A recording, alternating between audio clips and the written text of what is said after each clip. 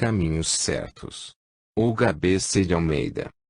Educação não consiste apenas em boas maneiras, é algo mais amplo, mais profundo, porque envolve o desenvolvimento da vontade, os problemas da saúde física, da higiene mental, da formação moral. A educação. 1. Educar-se é aprender a comandar os instintos e as tendências. Quem não tem horas para dormir e trabalhar, quem gasta e diverte-se exageradamente e não consegue dominar os acessos de cólera ou os momentos de medo, também não poderá dominar-se em qualquer circunstância, até mesmo na sexualidade. Educação não consiste apenas em boas maneiras, é algo mais amplo, mais profundo, porque envolve o desenvolvimento da vontade, os problemas da saúde física, da higiene mental, da formação moral. Os vícios são verdadeiras doenças morais de que se contagiam os mal-educados. Educar-se é também preparar-se para a sexualidade normal cuja finalidade é a procriação como consequência da união conjugal. O instinto não controlado é próprio dos irracionais. Educar é compreender, é reforçar a vida do grupo, compartilhando não só das responsabilidades e alegrias como do trabalho. Educação não é somente o maior bem legado aos filhos, mas também o mais alto dever paterno. Não se furtem os pais a esse dever, nunca vacilando em colocá-lo acima das experiências e da tranquilidade pessoal. O perigo de não educar os menores é o de legar-lhes um triste futuro, criaturas fracassadas ou carrascos dos que lhes ensinaram a ser tiranos. Mas não são poucos os lares onde os filhos implantam anarquia, mandam, olhem a mãe como serviçal. A delicada tarefa de educar depende de harmonia interior, de equilíbrio, por isso nem todos os pais estão aptos a ministrá-la, embora sejam sinceramente desejosos da felicidade dos filhos. São criaturas problema, mais erradas que culpadas, cujo comportamento é consequência da própria história pessoal, reações afetivas de parentes ou conjugais, agressividade com que foram tratadas na infância e adolescência. Mas, se a recuperação é uma lei natural, qualquer indivíduo, desde que se esclareça, que se conheça, é capaz de solucionar os próprios problemas e evitar outros, os dos filhos. A maneira de educar não deve ser uma panaceia universal, porque as crianças não são iguais, mas há princípios gerais que evitam constantes equívocos. Relações de afetividade dispensáveis ao binômio pais-filhos são envenenadas pelo autoritarismo que humilha, solapa a confiança, destrói o amor. São comuns em algumas famílias as ofensas que decorrem dos atritos diários reveladores de falta de confiança, de medo de futuros fracassos. É bom que o educador não esqueça que sensibilidade ferida tem ótima memória. Em educação, é importante a crítica objetiva que se baseia no bem-estar do outro, na análise que visa o autocontrole, a qual será realizada com moderação e ponderação. Somente tal atitude do educador poderá ajudar a refletir. Educar e aceitar o outro tal qual é, o que não impede de ajudá-lo a tornar-se aquilo que devia ser. Educar é dar prova de amor, mas existem pais que não dando importância às condições afetivas, agem de acordo com o modo de pensar. Imaginam que, aplicando apenas bons hábitos automaticamente, educam muito bem. A criança executa as ordens e, de tanto executá-las, torna-se um ser forte dotado de personalidade. Evidentemente, a autoridade é indispensável, mas não impede que se afirme que tanto pode formar como deformar. Uma criança normal, mal compreendida pelos pais, será educada às avessas. Atitudes pedagógicas rígidas e humilhantes provocam revolta surda ou declarada. O método pode ser enérgico, mas desde que apele para uma aceitação espontânea, não terá inconveniência de desencadear reações de animosidade ou hostilidade. O papel dos pais, principalmente da mãe, é aprender a aceitar as piores histórias dos filhos, podendo até provocá-las nos momentos de tensão para evitar cóleras surdas que conduzem, muitas vezes, à hipocrisia ou à mentira. Compreender, não para perdoar, mas para aplicar o castigo merecido. Seja bonzinho para agradar a seus pais é frase que não atinge as necessidades profundas do adolescente. O erro não está no apelo ao amor filial, mas na maneira inexpressiva de dizê-lo. Mas explicar que somente o cumprimento do dever abre caminho a uma vida produtiva é reforçar, é guiar. Agir sem durezas e fraquezas, aceitando a criança ou o adolescente como alguém que necessita de uma presença para compreender as contradições e ajudar a compensá-las é o que vale em educação, o problema mais importante do Brasil, segundo a opinião do eminente mestre Miguel Couto. A educação. 2. A educação surte efeito quando se atende às necessidades do desenvolvimento da criança, o qual se baseia não só no campo material como no espiritual. É trabalho árduo que exige um ambiente de segurança e afeição capaz de proporcionar ao educando não só bem-estar como confiança nos ensinamentos que recebe. Com tal objetivo, todas as experiências significativas devem ser aproveitadas, porque darão oportunidades de atitudes construtivas e possibilidades de superior ajustamento à vida. Com tal propósito, conseguir-se-á que a criança desenvolva, aos poucos, adaptação ao meio e crie coragem que lhe forneça confiança em si. Coisa muito importante na vida é a adaptação ao grupo não só familiar como social. Urge que a criança não adquira o mau hábito de mentir, caluniar e pôr à frente os sofrimentos recebidos. Maledicência é um vício tão prejudicial como o fumo, o jogo e o álcool. Desgasta a calma e tira a alegria de viver. O assunto principal nas reuniões familiares deve visar atividades significativas, comentários de leituras interessantes, de filmes ou peças teatrais a que tenham assistido, mas nunca intriga e maledicência cujos efeitos são sempre desastrosos. A vida não deve consistir apenas na luta contra os outros, nem na situação de ver em cada pessoa um inimigo, mas na paz interior, independente de tudo e de todos. Só possui domínio sobre si quem consegue serenidade, tão necessária ao meio ambiente. Através da distribuição das tarefas diárias e da participação nas horas de folga, estabelece-se entre pais e filhos, entre professores e alunos, uma camaradagem muito eficiente em educação. A atitude dos pais tem forte repercussão no comportamento dos filhos. Substituir o ódio e a vingança pelo amor à vida e a tudo de bom e belo que ela oferece, auxiliar os mais fracos, aproveitar o máximo do valor de cada um, colocar os interesses do grupo acima das ambições pessoais, tudo isso é exemplo que deve partir dos adultos. Cada criatura é um conjunto de força e matéria. A força é o espírito que dirige os sentimentos, pensamentos assim como ações. É o chefe invisível, mas que se revela pelas múltiplas forças ativas. Quando se perturba, a vida perde o equilíbrio. O indivíduo age quando obedece aos impulsos do espírito e reage quando cede às solicitações do mundo exterior. Normal é a vida se o espírito suplanta a matéria. A educação espiritual se revela por uma disciplina espontânea que aceita as imposições da vida. O sistema de ouvir as aulas e decorar as lições é trabalho puramente material, mas o hábito de refletir, tirar conclusões e criar é a tarefa espiritual. A vida odierna vem atingindo grande progresso material que exerce poderosa influência especialmente na mocidade. O jovem de hoje tem muita coisa a sugestioná-lo. Rádio, cinema, televisão, competições desportivas lhe despertam desejos nem sempre realizáveis e ele se torna um insatisfeito. Transforma-se num ser dispersivo com a vida tumultuosa que tem de enfrentar. Perturba-se de tal modo, que não sabe bem o que quer.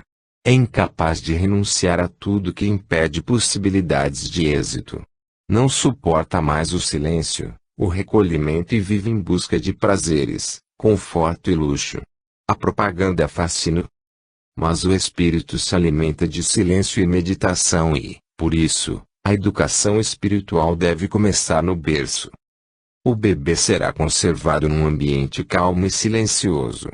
Quanto mais tenra a idade, maior a necessidade de ouvir falar em surdina para não despertar o espírito antes do tempo.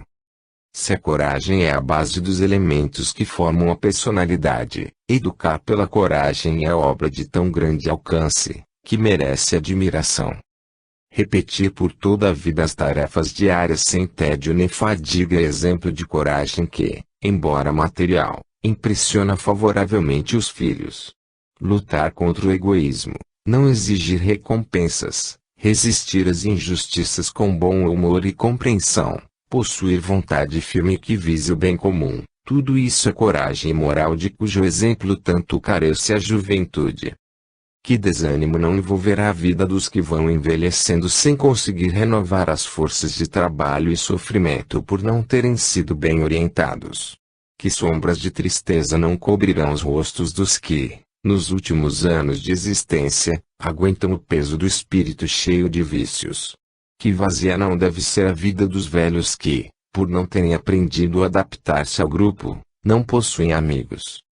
Palavras aos pais. A mocidade paga bem caro o preço de uma liberdade desmedida, que impede de discernir os seus valores. Estas palavras se dirigem principalmente aos pais que imaginam um filho difícil, criança ou adolescente, sem prestar atenção à influência do meio familiar, escolar e mesmo dos companheiros, a qual é decisiva. Esquecem-se os pais de que a criança não é um ser nômade, mas uma pessoa que deve adaptar-se a uma ordem familiar e escolar pré-estabelecidas. Se essa ordem não for favorável, não haverá adaptação e a criança adquire um comportamento irregular.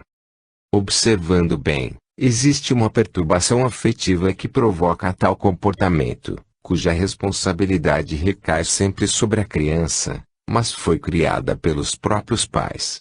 Enfrentam-se, então, duas responsabilidades, a da criança e a do adulto. Parece ao bom senso que a maior cabe ao adulto. É um grave erro punir sem remediar a causa. Tal erro resulta, quase sempre, de inconsciente perturbação afetiva dos pais. Essa perturbação, porém, tem origem no conflito conjugal, mesmo que não chegue ao drama da separação. Educar é conciliar princípios de autoridade e aquisição de autonomia. Mas a autonomia, que não significa anarquia, somente será conseguida com delimitação de liberdade. Pensando assim e compreendendo que os delinquentes juvenis são vítimas da fraqueza paterna, é que os pais abandonarão este atual relaxamento de exigência, uma espécie de atitude demissionária da função familiar. E por uma atitude voluntária ou de incúria limitam seus próprios direitos. Errados são os pais que esbordoam os filhos, mas não lhes vigiam as saídas, que permitem camaradagens perniciosas e autorizam revistas, romances, filmes ou peças teatrais voluptuosos, que não protestam contra certas voltas tardias para casa. A mocidade paga bem caro o preço de uma liberdade desmedida, que impede de discernir sobre os verdadeiros valores. Se estivesse educada para a liberdade, os casamentos seriam mais estáveis e felizes. A liberdade de encontros entre moças e rapazes com naturalidade concorreria até para uma exigência mais lúcida na escolha para o matrimônio. Acontece, porém, que os conceitos antigos sobre o amor e o casamento eram tão rígidos e defeituosos que suscitaram transformações muito acentuadas, não servindo realmente para compensar o erro.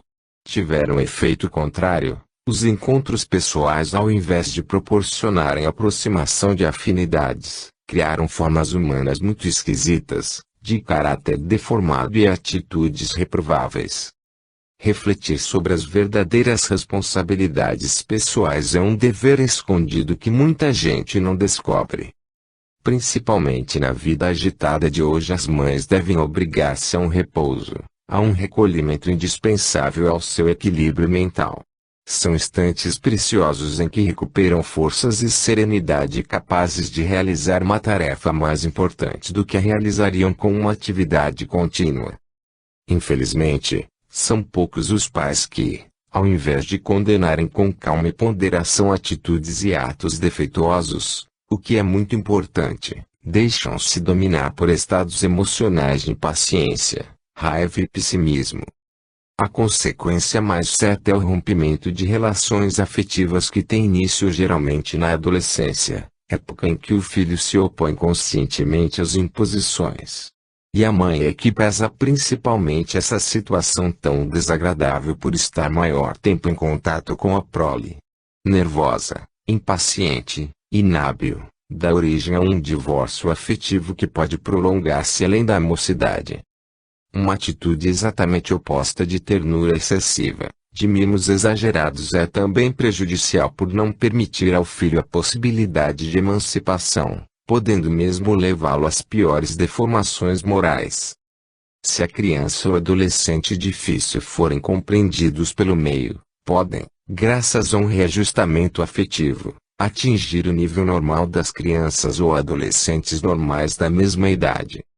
Obedecer é amar, desobedecer é despir-se de afeto. Quem educa tem necessidade de conhecer-se a si a criança. Na própria infância dos pais está, quase sempre, a chave do enigma da criança de comportamento irregular. A falta de equilíbrio mental dos pais, a qual eles mesmos ignoram, é em muitos casos a origem da criança ou adolescente desajustado. O desenvolvimento da criança se fará normalmente, desde que sejam satisfeitas suas necessidades básicas, segurança, ternura e livre atividade. A criança quer ser amada, mas repudia não só o amor que oprime como a ternura excessiva que lhe mata a iniciativa. A atividade que lhe é peculiar provém das exigências profundas do espírito, não poderá, portanto, ser subjugada por uma coação externa. Substituí-la por uma atividade que lhe agrade, se não for o único, será talvez o meio mais eficaz para educá-la. A segurança se refere mais ao aspecto moral que ao material. Decorre da coerência dos regulamentos impostos, da sensação de sentir-se amada, da satisfação de sua natural atividade. Somente esclarecidos e com uma visão mais ampla é que os pais poderão oferecer um ambiente normal, harmonioso e sadio, ou porque já o possuam inicialmente ou procurem conquistá-lo, o que é mais difícil, por um esforço consciente, visando o bem dos filhos. 2 gerações. É muito difícil 2 gerações se entenderem quando a falta de esclarecimento as separa. Entre elas, forma-se um vazio e, quanto maior for o progresso do mundo como no decorrer deste século, maior será o vazio que poderá tomar as proporções de uma brecha. É o que está acontecendo atualmente, é o que está exigindo uma iniciativa dos adultos. Enquanto os olhos estiverem fixados somente nas dificuldades e falhas, não haverá solução para um problema que oriente a juventude tão necessitada de amparo. Melhor será que os mais velhos não se perturbem com as situações inquietantes e coloquem o pensamento acima das aparências que cegam. Os adolescentes experimentam nas amizades um bem-estar que não se esgota. Encontram, nas relações que escolhem fora do círculo familiar, um encanto irresistível. E formam um mundo à parte que estabelece afinidades marcantes. As reações igualam-se, conversam, têm os mesmos gostos, leem os mesmos livros, riem, dançam e cantam juntos. Usam de um vocabulário próprio, chegam a entender-se por meias palavras, verdadeiro código de gíria que revela a confusão da própria personalidade. Quem se dispuser a olhá-los com serenidade, pondo de lado o estado emocional, verá que a alegria que os envolve quando encontram novas relações é tão grande que chega a assemelhar-se a de um cientista que consegue uma descoberta. Muito cuidado devem ter, portanto, os responsáveis com as companhias dos adolescentes. As amizades de hoje criam neles raízes profundas, que vão influenciá-los futuramente, redundando num bem ou num mal. Muito discernimento com as amizades que só desejam receber, mas não sabem dar o mínimo sequer, com as gozadoras, cuja única preocupação é a exaltação do prazer, com as frívolas, verdadeiras falenas esvoaçar doidamente, atraídas pela chama dos prazeres que as destruirá e sem pressentir o desencanto e sofrimento que provocam. Tais relações têm um traço comum, o desejo de gozar, a coragem para a indisciplina e todas as audácias, revoltas surdas ou declaradas contra os deveres familiares, desvios de consciência. Se todos acham bom, eu também vou achar. Há, em tudo isso, um verdadeiro relaxamento da vida moral, capaz de cortar as asas do entusiasmo para uma tomada de atitude, capaz de anular qualquer esforço para sair da mediocridade. Os defeitos psicológicos são verdadeiras doenças que devem ser evitadas como qualquer moléstia. O mundo interior dos adolescentes ainda não está bem conhecido. Por serem ávidos de amor, formam, com as pessoas que julgam amigas, forte corrente com eles de confiança.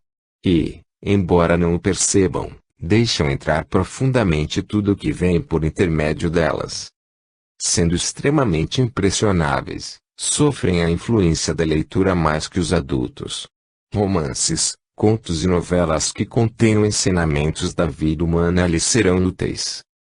Nos gestos e nas atitudes, nas frases que deixam escapar, fazem transparecer a necessidade de mães que procuram orientar-se, para orientá-los, que sabem corrigir-se, para corrigi-los, mas também de pais, que sabem ser enérgicos, sem ser autoritários. Algo de bom não poderá sair de uma comunidade de jovens em que só há trocas de vulgaridades. Não é para descuidar-se, mas para amadurecer que a juventude tem inspiração de ultrapassar. Nada mais belo na vida do adolescente que uma pessoa amiga que lhe ofereça a mão para subir, que lhe dirija um olhar que ampara, um sorriso que encoraja, traçando ambos belos planos para o futuro. Uma amizade assim é preciso escolher, embora seja difícil encontrar, porque depende de merecer conquistá-la. A influência dos pais na vida dos filhos. A criança precisa, para seu desenvolvimento normal, de uma família, mas não de qualquer família. É no seu próprio lar que encontra condições favoráveis para uma vida em começo, ambiente afetivo, resguardado e homogêneo. O meio afetivo familiar é sua maior força e, por isso mesmo, um menor desequilíbrio na coexistência dos pais causa-lhe sérios transtornos. Tão íntima é essa relação de pais e filhos que até mesmo a neutralidade afetiva entre os cônjuges se faz sentir na conduta da prole.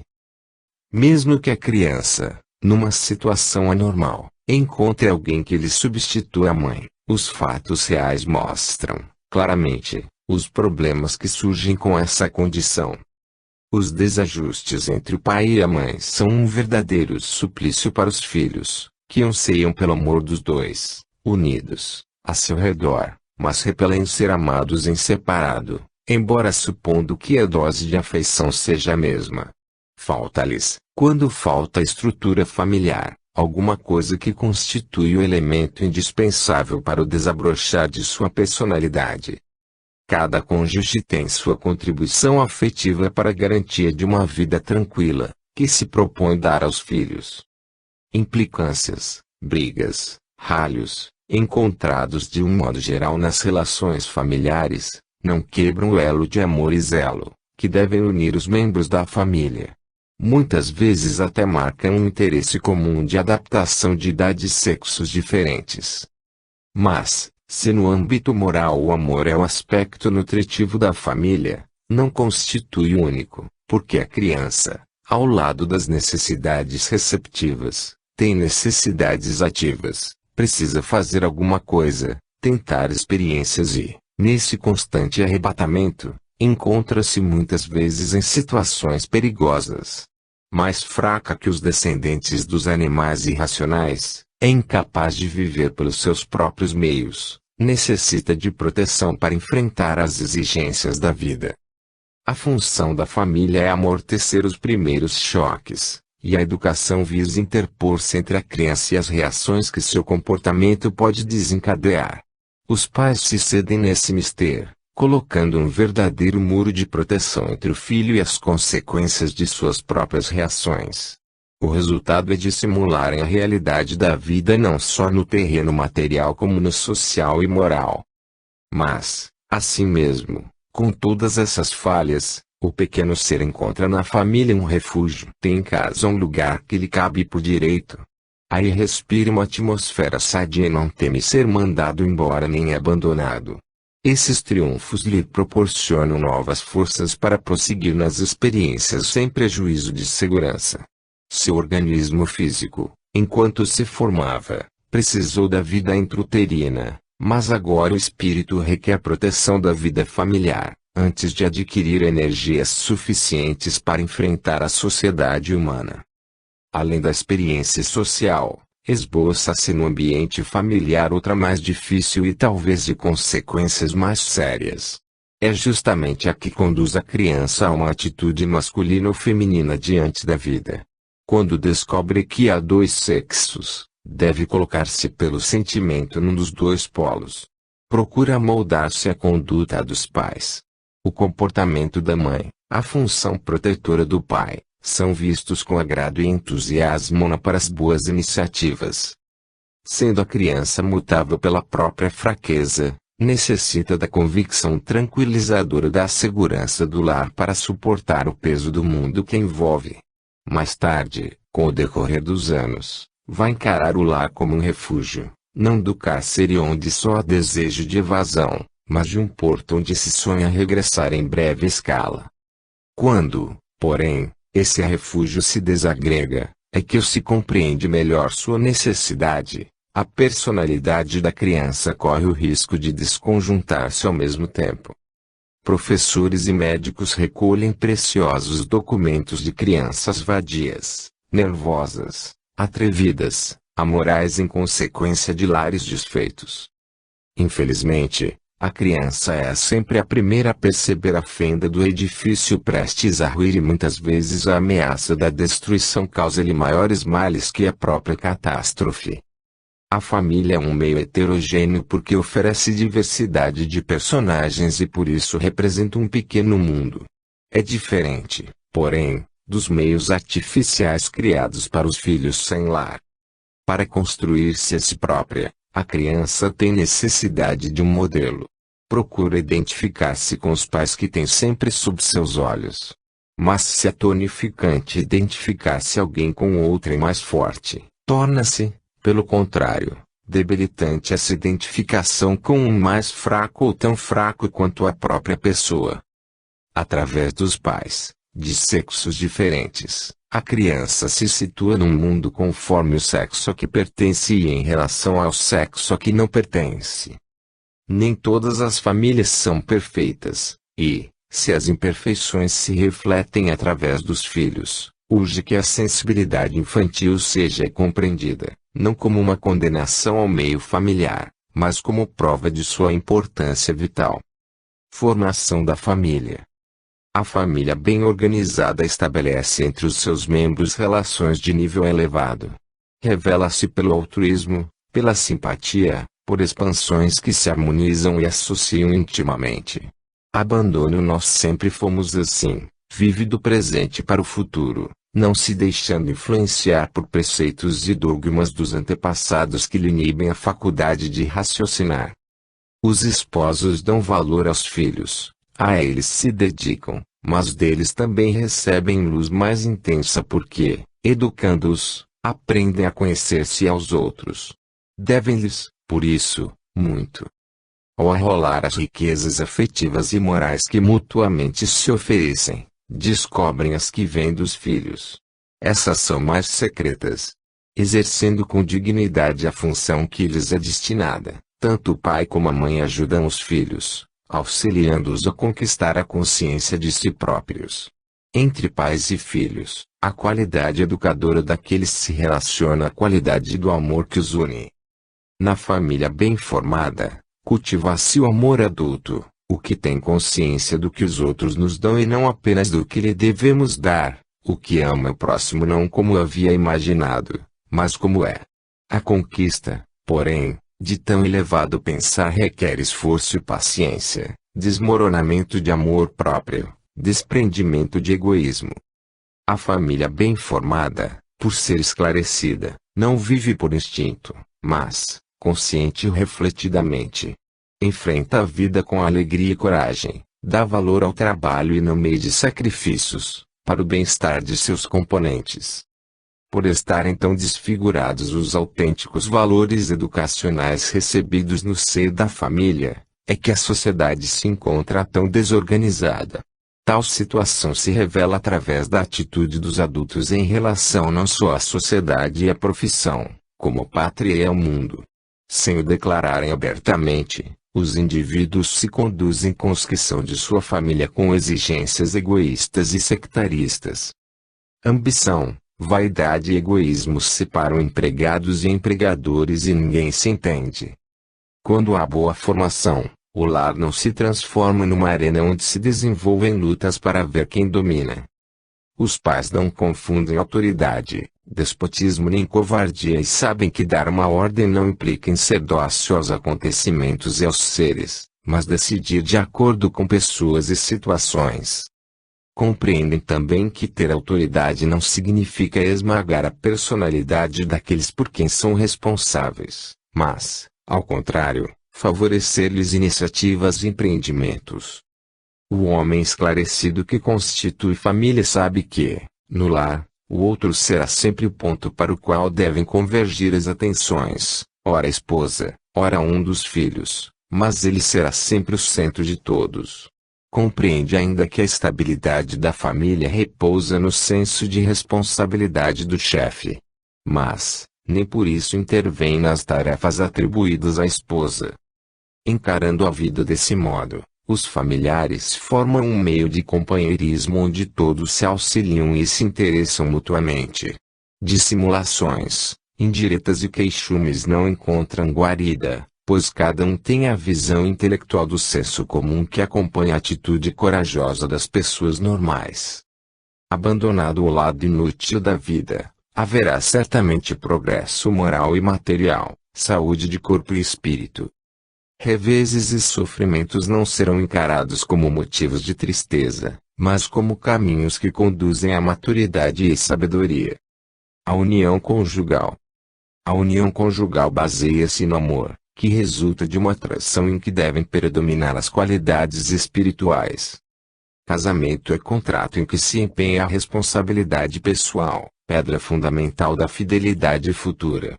Não há espetáculo mais triste que ouvir confidências de cônjuges que não se entendem mutuamente e, por isso, fazem-se sofrer. Não serão tais confidências a negação da própria responsabilidade.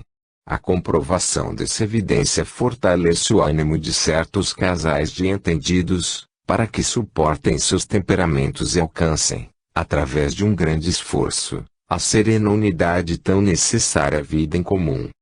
Quando há erro no casamento, a culpa está quase sempre em ambos, mas cada um a coloca no outro. Não pense, quem pronunciou sim no ato de realizar a união, que adquiriu um objeto que pôde ser trocado na loja. A vida conjugal é um bem, pois dá uma experiência tal, que esclarece o espírito, mas só é possível organizá-la com intimidade e liberdade. São esses os alicerces para uma união duradoura, criadora de planos de valor, úteis a cada um dos cônjuges e aos seres que deles provêm. Desconfiança, e ciúme, ironias, julgamentos amargos, com ou sem razão, constituem grandes obstáculos à paz do lar.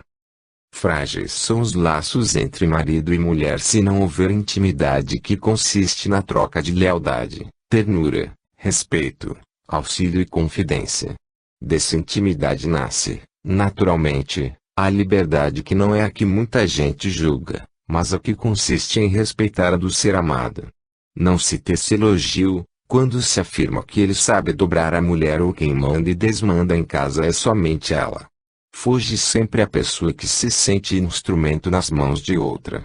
E quando isso acontece entre os cônjuges, acabou-se a intimidade, fugiu o amor. Caminho certo na vida do casal é a compreensão mútua. Ao invés de julgar e condenar, será mais proveitoso procurar a causa que provoca a desarmonia. A vida no lar se transforma num verdadeiro cárcere, quando um dos esposos procura dominar o outro, impedindo-o de exprimir-se à vontade e aborrecendo-se com certas mudanças tão comuns com o decorrer dos anos. Ao contrário, torna-se agradável, se cada um se coloca no lugar do outro, esforçando-se para compreender-lhe a evolução interior, colocando-se a seu lado como pessoa amiga, auxiliando-o, incitando-o a expandir-se livremente em relação a tudo que represente valor e bom senso. O sentimento de fidelidade estabelece um meio ambiente de segurança que é um verdadeiro incentivo para as boas realizações na família. Embora sejam diferentes as reações dos cônjuges pela própria natureza do sexo, o homem sempre preso à personalidade, a mulher de estrutura menos autônoma, de atitude passiva, juntos, entretanto, formam um plano superior propício à educação da prole. Função paterna. Ao pai cabe a importante incumbência de dar a cada membro da família segurança econômica e dar sentimentos. Tal segurança permitirá à mulher desempenhar o papel de mãe sem maiores preocupações. A vida atual, porém, com um mecanismo tão complicado, absorve o homem que anda com a existência interior vazia e o senso de responsabilidade atrofiado. Ao regressar a casa, depois de um dia de trabalho, enfrentando filas e condução, o chefe de família se sente desejoso de calma, repouso e isolamento. Outros, solicitados por inúmeras distrações, saem para os cafés, jogo e outras mundanidades. Os dias de folga marcam horas de afastamento da família porque filhos e pais têm seus grupos separados. Desse modo, desaparece a intimidade no seio da família e o diálogo, tão importante no plano educativo, torna-se superficial, sem nenhum sentido. A figura paterna, cuja presença é indispensável, escasseando, vai se apagando na mente dos filhos. Esses têm necessidade do pai para defendê-los do mundo lá de fora que seduz, persegue, atordoa e, às vezes, acaba mesmo aniquilando. A autoridade paterna enfraquece cada vez mais, filhos autoritários e pais sem energia numa luta em que aqueles saem vitoriosos, mas sem nenhuma glória.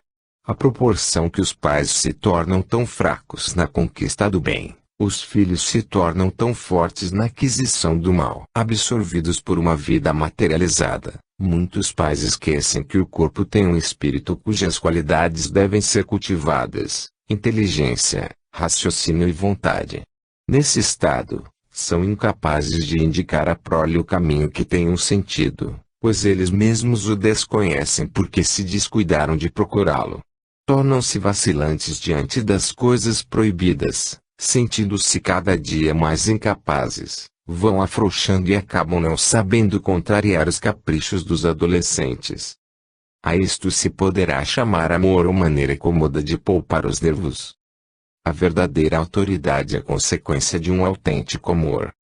O pai inteligente e enérgico sabe conquistar o amor e a admiração dos filhos para não ser rejeitado nem temido.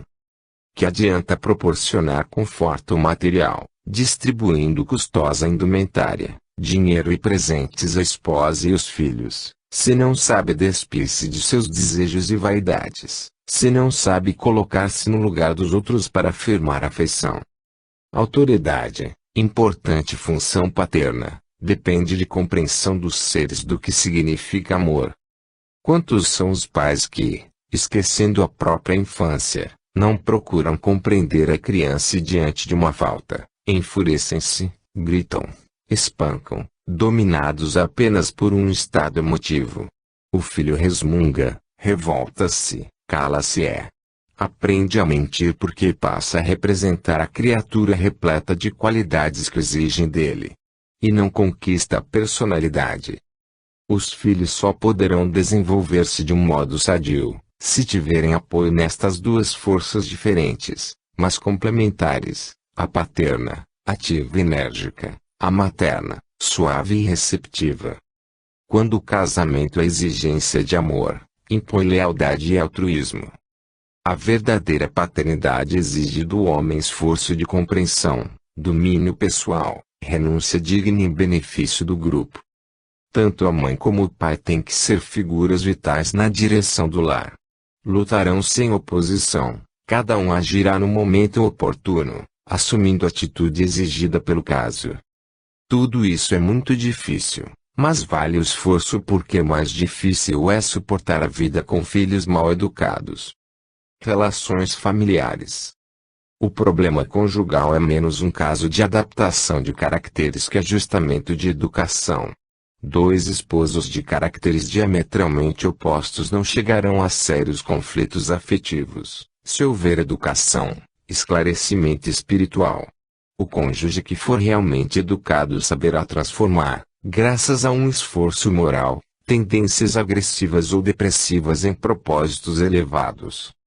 Assim como, ao se casarem, duas pessoas que se amam mutuamente trocam sentimentos elevados de influências construtivas, também existem as que se valem de conceitos indesejáveis, penosos a seus filhos. Nessas condições, estabelece-se um acordo inconsciente, cujas humilhações e degradações são descarregadas nos filhos, verdadeiros bodes expiatórios, sem defesa, incapazes de um contra-ataque. Há necessidade, para a boa orientação da família, que exista a consonância afetiva do pai e da mãe, que farão do lar uma pequena sociedade cuja lei seja paz na ordem. Na casa onde não mora o sossego, proliferam irritabilidade, violência, pessimismo. Como poderá o filho, sem considerarmos os casos excepcionais, adquirir consonância afetiva por si, não a encontrando nos pais, inventando-a por conta própria? Mostra-nos a experiência que onde existe conflito conjugal, há, quase de um modo automático, o conflito paralelo nos filhos. E conflitos são promessas de fracasso. Os desvios morais do adulto têm origem na infância, cujos acontecimentos são capazes de retardar o desenvolvimento mental. A vida dos pais é um espelho, onde os filhos se miram. O exemplo dos pais vale por uma lição. A criança se utiliza dele para tornar-se adulta. E o processo educativo é tanto mais eficiente quanto mais espontâneo e inconsciente. O inconsciente se refere ao exemplo, o espontâneo representa a maneira por que é posto em prática. Uma palmada pode assumir as proporções de um trauma como pode ser um despertar de consciência. Tudo depende do clima de afeto existente, tudo depende do bom senso de quem o aplica.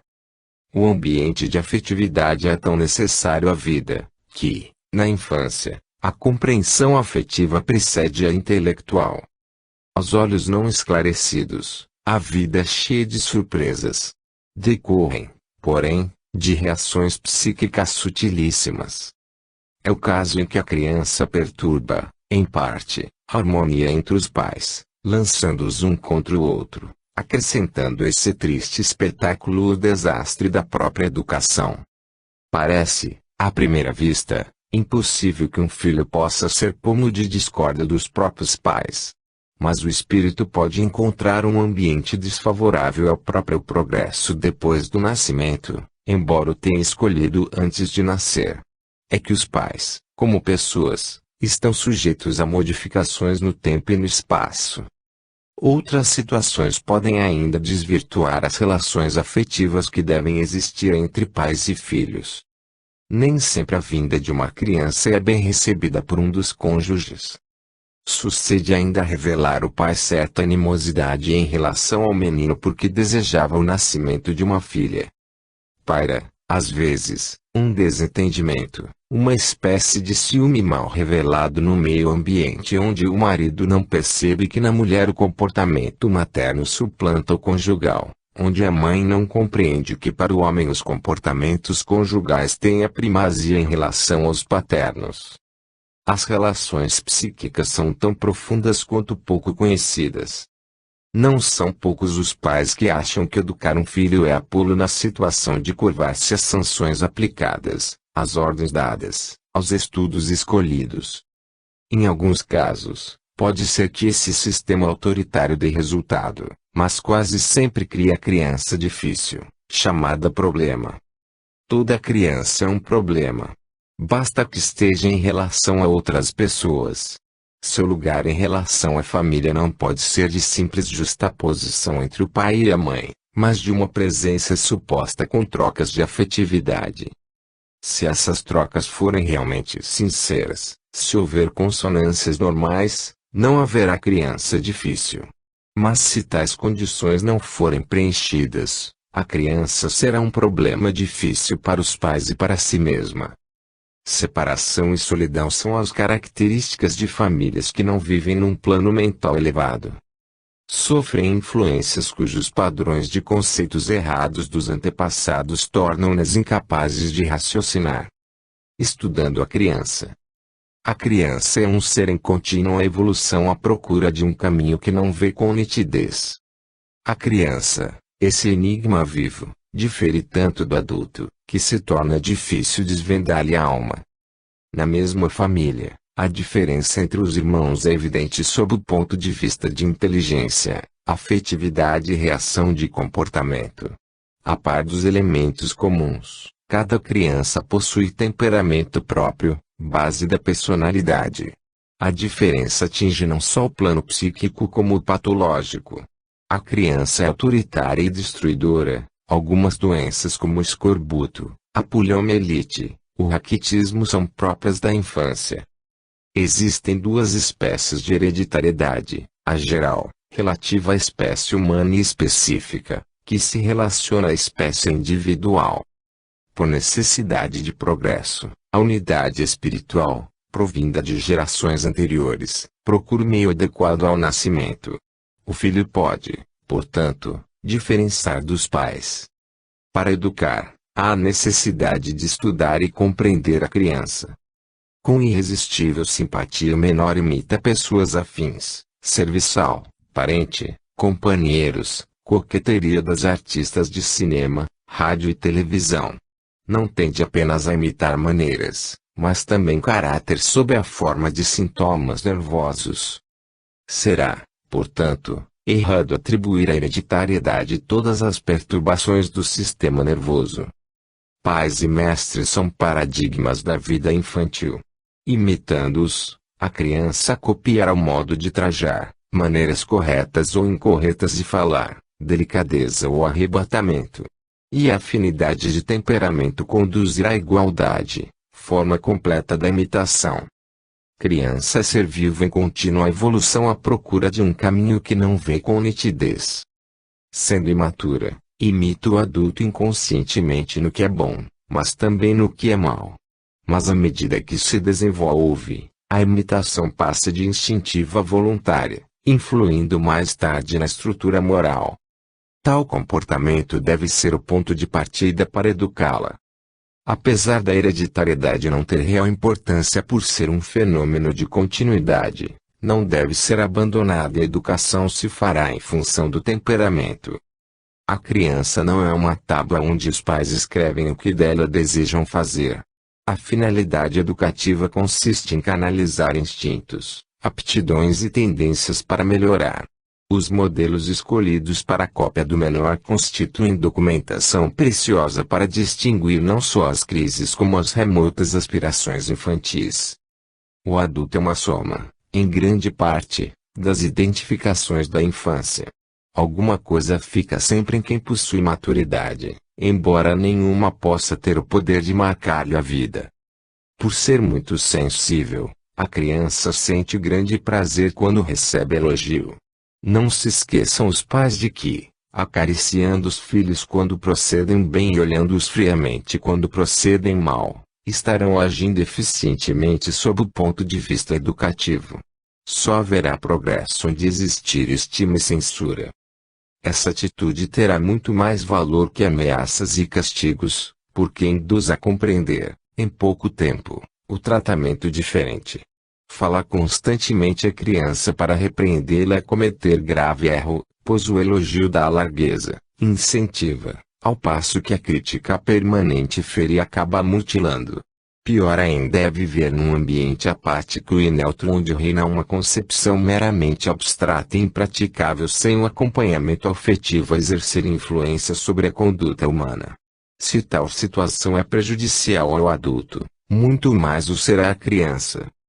Tão grande importância tem a sugestão na vida infantil, que meios morais e psicológicos são capazes de criar um instinto artificial. Dizer-lhe que é doente equivale a atrair sobre ela a enfermidade. Sendo crédula, a criança molda-se a merecer a definição que lhe fazem. E grande número de anomalias se deve às desastrosas sugestões de pais ignorantes ou de educadores imprevidentes. Quem diz à frente de um menor que ele não é inteligente, que é preguiçoso ou estovado, estará criando defeitos que apenas existem em estado embrionário. Alguns estados neuróticos resultam de sugestões brutalizantes que provocam medo e despertam sentimentos de ódio. Não se conservou uma criança normal, sugerindo-lhe ideias anormais ou doentias, mas lembrando que a realização de um sentimento bom é um convite ao mal a ceder-lhe lugar. Embora com restrições ou influências contrárias, o ser humano é naturalmente crédulo e esse sentimento se reforça quando o que afirma tem autoridade. Mas quando a criança ou o adolescente são ludibriados em sua boa-fé, podem chegar ao extremo de mudar, inconscientemente, de temperamento, passando de pessimistas a cínicos. Quantos defeitos serão evitados se a boa vontade dos adultos tocarem nos pontos fracos para transformá-los nas qualidades que devem ser apuradas? Falar sempre na qualidade oposta ao defeito é higiene mental. Malícia, teimosia, vício, são sugestões malignas de más companhias. É falsa a ideia de atribuir à hereditariedade o que vem de fora. Tudo que se disser em voz alta a uma criança sobre o próprio estado mental terá o efeito de sugestão. Por isso, diante de um ato reprovável, o papel do educador é procurar corrigi-lo, mas com cuidado de não interpretá-lo no pior sentido. Supor um vício pode redundar em produzi-lo. A vida humana se resume num conjunto de hábitos que a criança está sempre à procura nos próprios movimentos. Se a imitação sucessiva se transforma em hábito, deduz-se que a uniformidade de costumes morais e sociais tem grande importância em educação. O problema é a educação. O progresso da humanidade está em crescente marcha. Exige, porém, para que haja, no mundo, um perfeito equilíbrio, o conhecimento do ser humano como força e matéria. Somente esse conhecimento será capaz de fazer compreender e dirigir a vida. A prova disso é um constante desvirtuamento do caráter e uma alarmante delinquência juvenil. Os adultos, anêmicos de espiritualidade, tornam-se maturos e impossibilitados de guiar a infância e adolescência. Mas o menor precisa de uma educação que vise além da inteligência e formação profissional a personalidade. Tal educação se conseguirá mediante um clima favorável em que a autodisciplina aliada à autocrítica consiga uma verdadeira lapidação. Compreende-se que o clima não consiste somente no ar que se respira, mas também nos pensamentos da comunidade em relação aos componentes de cada grupo. Tanto a criança como o adolescente não podem ser abandonados aos próprios impulsos. A adolescência é a fase das contradições e vacilações e por isso deve ser vigiada e orientada.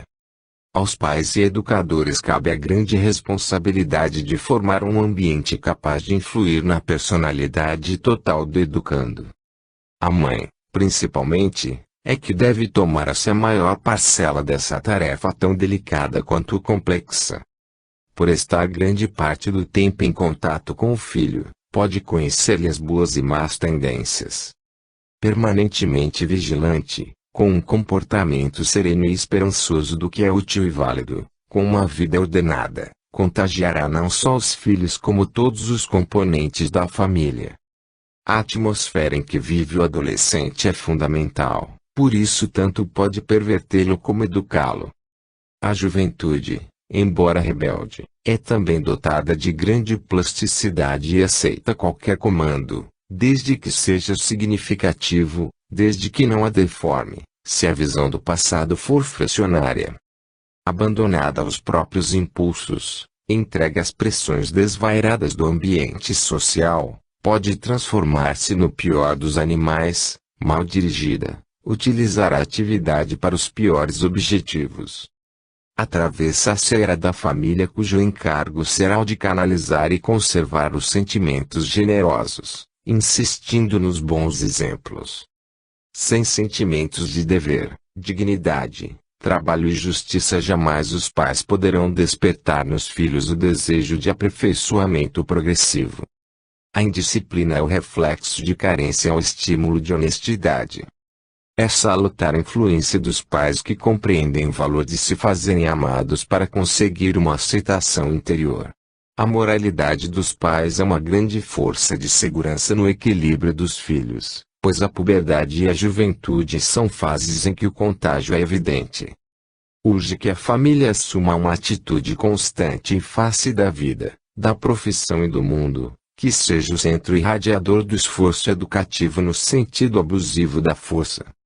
Mas para atingir tão elevado nível moral, é preciso conhecer a psicologia do adolescente e criar vivências honestas capazes de elucidá-lo. É um erro atribuir à adolescência todos os direitos e os pais e educadores todos os deveres. Moral é coisa que se recebe no início da vida para desenvolver mais tarde por iniciativa própria. Não resta a menor dúvida de que a educação se firma na individualidade do educando, mas isso não significa que o educador se submeta aos caprichos da criança ou do adolescente que lhe cabe orientar. Muitas das restrições sentimentais e humanitárias ditadas pela biologia, higiene e outras ciências afins em relação às crises da puberdade põem a pedagogia em apuros, sem saber como fixar a disciplina. Mas é evidente que o sentimentalismo conduz a graves erros. A atitude educativa da família se tornará mais eficiente quando se diferenciar o sentido das palavras domesticação e educação. Por meio daquela, o indivíduo apenas aprende a ser governado, por meio desta, consegue governar-se. Educar é dar provas de firmeza e coragem, ter hábitos de trabalho e esforço, resistência ao sofrimento. Saber sofrer é dar provas de boa educação, é compreender o valor do sofrimento como lapidação do moral. Conseguir tirar dos fracassos e fraquezas uma lição para o futuro é gravar no livro da vida a mais bela página, é saber tirar das ruínas elementos para a construção de um rico edifício que se chama moral.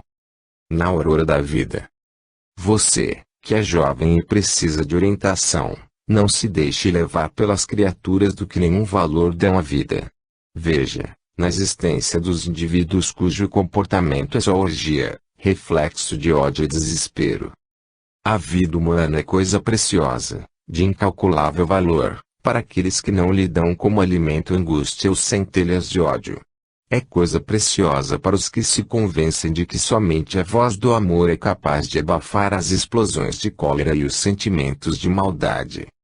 Você, estudante, espera definir-se por uma profissão. Educar-se para a profissão é desenvolver vontade para conseguir confiança em si, primeiro passo no caminho do trabalho, e trabalho é sina que ninguém deve furtar-se, sob pena de cair na miséria. Mas miséria é um abismo em cujo fundo se confrontam as dores e os vícios. O estudo é a primeira profissão e exige todas as qualidades inerentes ao trabalho: lealdade, assiduidade, esforço, solidariedade, coragem e, principalmente, vontade. Mas se o hábito dessas qualidades forma o caráter, conclui-se que o estudo vale mais pela formação da personalidade que pela aptidão mental. Somente estudando, você compreenderá o valor do estudo, satisfação de saber, descobrir e realizar. Realizar, no sentido de ser útil à comunidade e assumir um cargo de alcance social. Ser o primeiro da classe é um fato espontâneo, por isso, quando exigido, pode acarretar sérias deformações morais pela diminuição de algumas qualidades como a modéstia e o companheirismo. A família pode e deve estimulá-lo sem que o prejudique sob pressão externa de promessas ou ameaças.